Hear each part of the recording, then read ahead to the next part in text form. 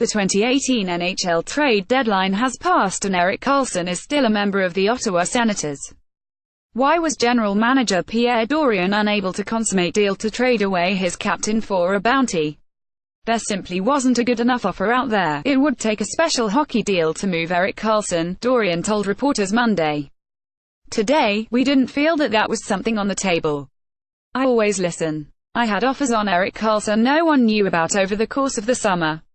Karlsson's contract doesn't expire until after the 201,819 NHL season, so a team like the Tampa Bay Lightning or Vegas Golden Knights, who were rumored to be heavily involved in discussions on the Senators' defenseman, could have acquired the two-time Norris Trophy winner for a pair of playoff runs. But whatever packages that were discussed with Dorion weren't to his liking, so now this trade gets pushed the summer, which should make the June draft in Dallas very interesting. Lightning trade for Ryan McDonough, not Karlsson. Dorion said that he believes Karlsson wants to be a Senator for life, and if he reaches July 1 still a member of the team, a contract extension will be offered.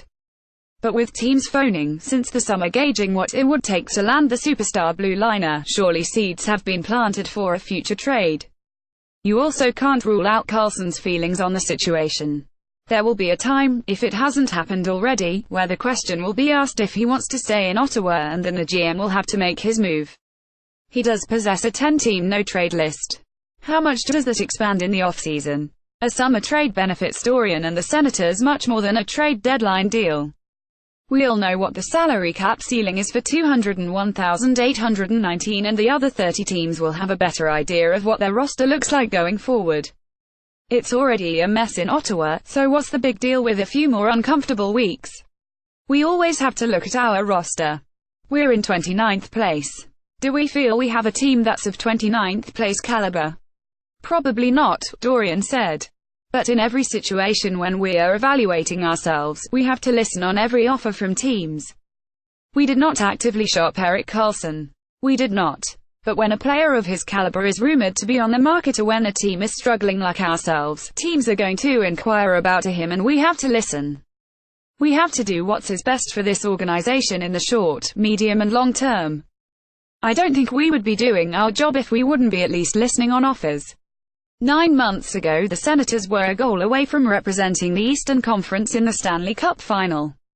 Now they're in total rebuild mode, with Karlsson likely heading out the door and Mike Hoffman and others likely joining him in the summer.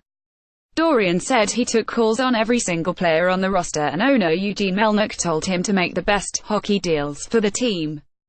None of those deals were out there today, but they certainly will be there in the off-season, with Karlsson being the biggest prize.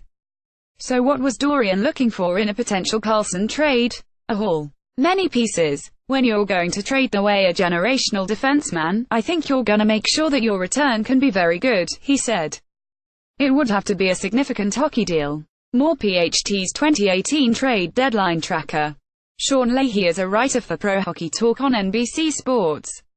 Drop him a line at thablog@nbcsports.com or follow him on Twitter at Sean Leahy. Players of the night: Seth Jones, Columbus Blue Jackets. Columbus jumped all over the Washington Capitals on Monday night, scoring 4 goals in the first period on the way to a 5-1 win.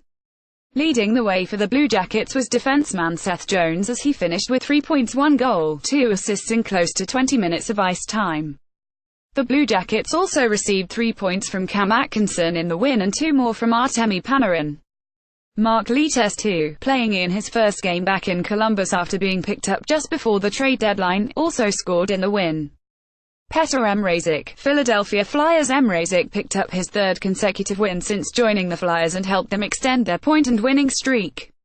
They also moved into first place in the Metropolitan Division thanks to the win and the Capitals' loss.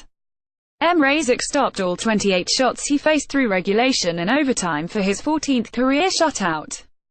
Nathan MacKinnon, Colorado Avalanche. The Colorado Avalanche are on the playoff bubble at the moment, but they are definitely hanging in the race.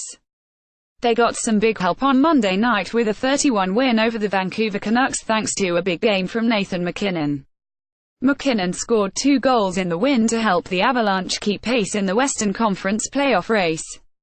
Kucherov leaves with injury on the same day they pulled off a huge trade with the New York Rangers to add Ryan McDonough and JT Miller. They had a couple of injury concerns in their 4-3 win over the Toronto Maple Leafs, as Nikita Kucherov, the league's leading scorer, and Tyler Johnson both suffered injuries.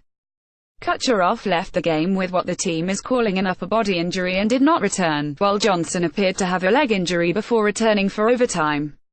At this point, Kucherov's injury does not seem to be too serious and he could be ready for Tampa Bay's next game. So there is at least some good news though. Injuries decimated the Lightning a season ago and played a huge role in them missing the playoffs. They have been one of the healthier teams in the league this season. Highlight of the night: Just Vegas Golden Knights goalie Marc-Andre Fleury mixing curling and hockey together. Highlight of the night: Part 2. Curling was probably the highlight night of the Fleury, because just as it seemed as if he was going to backstop the Golden Knights to a win, Hans Kopitar scored with 10 seconds to play in regulation to send the game to overtime. Check out the pass by new addition Dion Phaneuf to set it up. Dustin Brown would end up winning the game on a power play in overtime to help the Kings keep pace in the Western Conference playoff race. The Kings were losing 20 with less than 10 minutes to play in regulation before rallying for the win.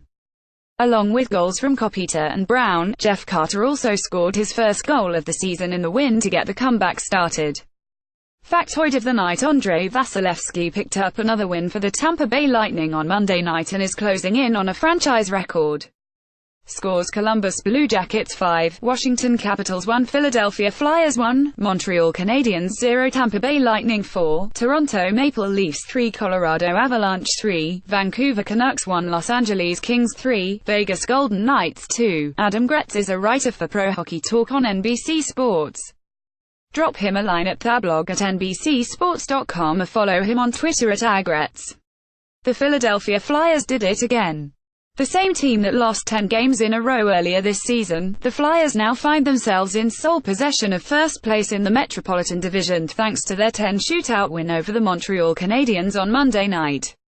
Sean Couturier's shootout goal in the 6th round was the deciding goal. The star of the game for the Flyers though was goaltender Petr Mrazek, as he stopped all 28 shots through regulation and overtime, with several highlight reel stops in what was a pretty wild backhand fifth 3-1-3 overtime. The Flyers only acquired Mrazek from the Detroit Red Wings because goalies Brian Elliott and Mitchell Neuvirth were both recently sidelined with injuries.